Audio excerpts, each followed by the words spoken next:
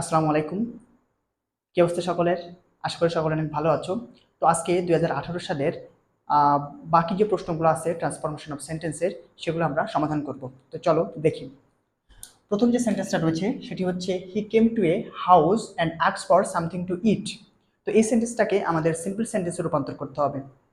তো খেয়াল করে দেখো, এই সেন্টেন্সটা অ্যান্ড দ্বারা যুক্ত আছে। অ্যান্ড দ্বারা যুক্ত আছে, তার মানে এই সেন্টেন্সটা হচ্ছে একটা কম্পাউন্ড সেন্টেন্স। এই সেন্টেন্স একটা কম্পাউন্ড সেন্টেন্স।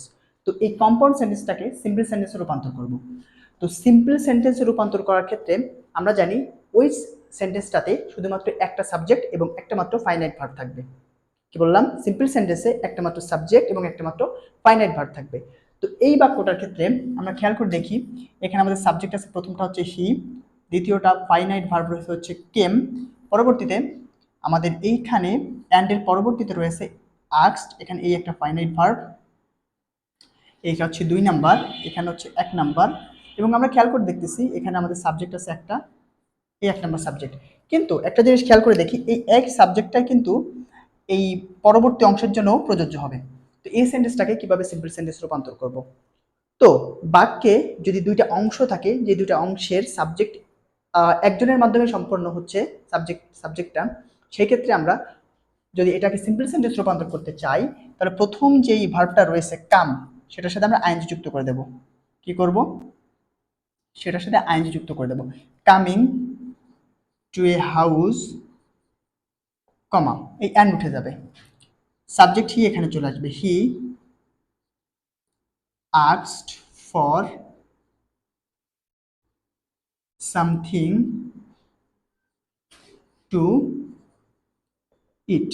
আশা করি তোমরা বুঝতে পেরেছো, এটা একটা সিম্পল সেন্টেন্সে রূপান্তর হয়ে গেল। আমরা দুইটা ফাইনাইট ভার্বকে ভার্বের জায়গায় আমরা যে কোনো একটা ফাইনাইট ভার্বকে রাখলাম, সেটা হচ্ছে আস্কড, এবং প্রথম যে ফাইনাইট ভার্বটা ছিল সেটার সাথে আইএনজি যুক্ত করে এটাকে একটা কি পার্টিসিপেল রূপান্তর করলাম। এটা কিন্তু এখন আর ভার্ব নাই, কামিং এখন এই বাক্যে প্রেজেন্ট পার্টিসিপেলের হিসেবে কাজ করতেছে। সরাসরি করে বুঝতে পেরেছো। পরের সেন্টেন্সটাতে আসি। বলতেছে there lived an old woman in the house. এই সেন্টেন্সটাকে আমাদের কমপ্লেক্স সেন্টেন্সে রূপান্তর করতে হবে। কি বললো? There lived an old woman in the house. তো এই সেন্টেন্সটা প্রধানত আমরা যদি খেয়াল করি, এটা রয়েছে একটা সিম্পল সেন্টেন্স। এটা কি? এই সেন্টেন্সটা হচ্ছে একটা সিম্পল সেন্টেন্স। তো এই সিম্পল সেন্টেন্সটাকে যদি কমপ্লেক্স সেন্টেন্সে রূপান্তর করি, তাহলে কিভাবে করতে হবে? একটা কমপ্লেক্স সেন্টেন্সে সাধারণত একটি প্রিন্সিপাল ক্লজ থাকে আর একটা সাবঅর্ডিনেট ক্লজ থাকে। এক বা একাধিক সাবঅর্ডিনেট ক্লজ থাকতে পারে। তো একটা সিম্পল সেন্টেন্স থেকে যখন আমরা কমপ্লেক্স সেন্টেন্সে রূপান্তর করব, তখন সিম্পল সেন্টেন্সটাতে যেহেতু কি থাকে দেখো তো, এখানে একটা সাবজেক্ট আছে আর একটা ফাইনাইট ভার্ব লিভড আছে। কমপ্লেক্স সেন্টেন্স রূপান্তরের ক্ষেত্রে আমাদের এইখান থেকে দুইটা সাবজেক্ট এবং দুইটা ফাইনাইট ভার্ব তৈরি করে নিতে হবে। দুইটা সাবজেক্ট এবং দুইটা ফাইনাইট ভার্ব আমাদের তৈরি করে নিতে হবে, এবং যে ইন্ডিপেন্ডেন্ট ক্লজটা থাকবে সেটাকে তো আমরা বসাবোই, প্লাস অন্য যে সাবঅর্ডিনেট ক্লজটা গঠন করব সেখানে আমরা হু, হুইচ, দ্যাট, হোয়ার, হোয়েন এগুলো ইউজ করব। চলো এই সেন্টেন্সটা কিভাবে আমরা নতুন একটা এই প্রিন্সিপাল ক্লজ গঠন করতে পারি সেটা একটু দেখাই। দেখো এখানে বলেছে there lived an old woman in the house. তো এই বাক্য থেকে আমরা একটা প্রিন্সিপাল ক্লজ বের করতে পারি, সেটা কি বলতো? সেটা করতে পারি দেয়ার ওয়াজ অ্যান ওল্ড ওম্যান, একদা একটা বৃদ্ধ মহিলা ছিল, হু, যে কিনা বসবাস করত, who lived in the house, যে কিনা ওই বাড়িতে বসবাস করত। তো এখান দিয়েও খেয়াল করে দেখো দেয়ার ওয়াজ অ্যান ওল্ড ওম্যান। তো এই প্রিন্সিপাল ক্লজটা আমরা আলাদা করে তৈরি করেছি। এখানে এক হু এই ওয়ার্ডটা যুক্ত করে আমরা বাকি অংশটুকু লিখেছি হু লিভ ইন দ্য হাউস, যে কিনা ওই বাড়িতে বসবাস করতো। তো এইভাবে আমরা এই সিম্পল সেন্টেন্সটাকে কমপ্লেক্স সেন্টেন্সে রূপান্তর করতে পারি। ৩ নম্বরটা দেখো, খেয়াল করো, the woman became sympathetic to see the Taimur, interrogative.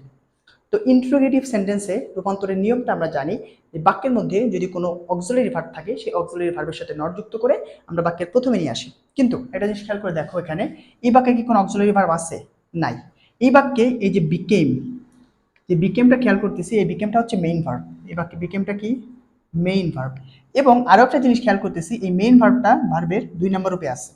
তো এইখানে যেহেতু আমাদের কোনো অক্সিলারি ভার্ব নাই, তাহলে আমাদের অক্সিলারি ভার্ব নিয়ে আসা লাগবে। তো অক্সিলারি ভার্ব যখন থাকে না তখন আমরা সাধারণত ডু, ডিড অথবা ডাজ এই তিনটার মধ্যে থেকে যে কোনো একটা নিয়ে আসি। এখন প্রশ্ন হচ্ছে কোনটা আসবে। তারপর দেখো এটা যেহেতু ভার্বের 2 নম্বর রূপে আছে, ভার্বের 2 নম্বর রূপের ক্ষেত্রে অক্সিলারি ভার্ব হিসেবে আমরা ডিডকে ব্যবহার করে থাকি। তো আমরা বাক্যের প্রথমে কি নিয়ে আসবো, ডিডকে নিয়ে আসবো, এর সাথে একটা নট যুক্ত করব, তাহলে ডিডেন্ট বাকি অংশ যা আছে দ্য ওম্যান, দেখো এখানে ডিড যেহেতু ইউজ করছি বিকেম থাকবে না, এখন হয়ে যাবে become, didn't the woman become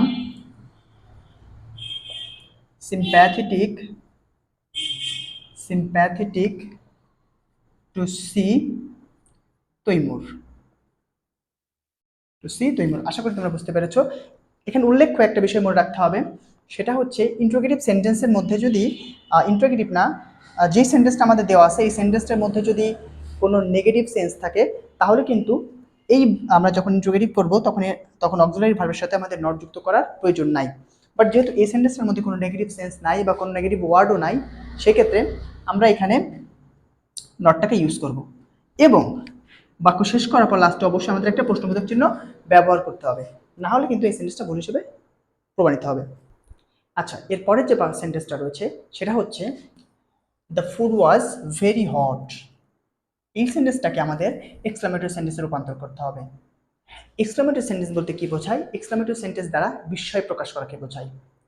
একটা এক্সক্লামেটরি সেন্টেন্স মেইনলি হাউ অথবা হট দ্বারা গঠন হয়ে থাকে। কি দ্বারা শুরু হয়ে থাকে? হাউ অথবা হট দ্বারা শুরু হয়ে থাকে। তো কখন কোনটা বসবে?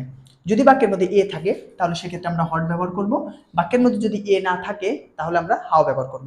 যেহেতু এই বাক্যে কোনো এ নাই সেজন্য আমরা এখানে হাউ দ্বারা বাক্যটি শুরু করব, হাউ। এরপর অক্সিলারি ভার্ব যেখানে থাকবে অক্সিলারি ভার্বের পরের অংশটুকু বসে যাবে, কিন্তু কথা আছে যদি ভেরি অথবা সো থাকে এটা বাদ যাবে। তাহলে আমরা হাউ হটটাকে বসাবো এখানে, হাউ হট। তার পরবর্তীতে এই প্রথম অংশ থেকে অক্সিলারি ভার্ব পর্যন্ত এই অংশটা বসে যাবে, how hot the food was. লেখার পর লাস্টে আমরা একটা এক্সক্লামেশন চিহ্ন বসিয়ে দেব। এই চিহ্নটা না হলে কিন্তু আমাদের সেন্টেন্সটা ভুল হয়ে যাবে। তারপরে যে সেন্টেন্সটা রয়েছে সেটা হচ্ছে তৈমুর ওয়াজ টু হাংরি টু ওয়েট। এটাকে নেগেটিভ সেন্টেন্সে রূপান্তর করতে হবে। তো একটা নেগেটিভ সেন্টেন্সের সাধারণ যে ফরমেশন সেটা হচ্ছে অক্সিলারি ভার্বের পরে নট যুক্ত করে আমরা তার পরবর্তী যে ওয়ার্ডটা থাকে সেটার অ্যান্টোনিম বা বিপরীত একটা ওয়ার্ড আমরা লিখি। কিন্তু এই সেন্টেন্সটা একটু এক্সেপশনাল, এখানে নিয়মে পড়েছে। সেটা হচ্ছে আমরা একটা নিয়ম দেখছি এখানে, সেটা হচ্ছে টু ডট ডট টু, এই নিয়মে পড়েছে। তো টু ডট ডট টু যুক্ত কোনো সেন্টেন্সকে যদি আমরা নেগেটিভ করতে চাই তাহলে এটার পরিবর্তে আমাদেরকে কি বসাতে হবে জানো? এটার পরিবর্তে আমাদের সো ডট ডট দ্যাট বসবে, প্লাস তারপরে আমরা একটা সাবজেক্ট নিয়ে আসবো, প্লাস ক্যান অথবা কুড যে কোনো একটা বসাবো, প্লাস ভার্বের প্রথম রূপ বসবে। ওকে, চলো এই ফরমেশনে আমরা সেন্টেন্সটাকে গঠন করে ফেলাই। সর্বপ্রথম আমাকে কি নিয়ে আসতে হবে? তৈমুর, তার পরবর্তীতে ওয়াজ, এই টুর জায়গায় আমরা সো ইউজ করবো। তৈমুর সো হাংরি রয়েছে, হাংরিকে বসিয়ে দেব, তৈমুর সো হাংরি। এবার আমাদের দ্যাট আসবে নিয়মের, দ্যাট বা সাবজেক্ট কি? সাবজেক্ট হি, তাহলে আমরা এখান থেকে তৈমুর পরিবর্তে হি ইউজ করতে পারি, দ্যাট হি। আমাদের যেহেতু এই সেন্টেন্সটা পাস্ট ইনডিফিনাইট রয়েছে এই জন্য আমরা এখানে কুড ইউজ করব, দ্যাট হি কুড, সাথে একটা নট যুক্ত হবে, দ্যাট হি কুড নট, বাকি যে অংশ ওয়েট সেটা আমরা বসাই দিলাম। আচ্ছা দেখো এইখানে সেন্টেন্সটা কিন্তু আমাদের নেগেটিভ হয়ে গেছে। আমি যদি এই সেন্টেন্সটা একটু অর্থ করি যে Taimur was so hungry that he could not wait. তো এই সিম্পল সেন্টেন্সটা থেকে যদি আমরা এটাকে কমপ্লেক্স সেন্টেন্স রূপান্তর করে দিই তাহলে এটা কিন্তু আমাদের নেগেটিভ সেন্টেন্সে রূপান্তর হয়ে যাবে। যেমন এটার অর্থ হচ্ছে তৈমুর এতটাই ক্ষুধার্ত ছিল যে সে অপেক্ষা করতে পারল না। আশা করি এই সেন্টেন্সগুলো তোমরা বুঝতে পেরেছো।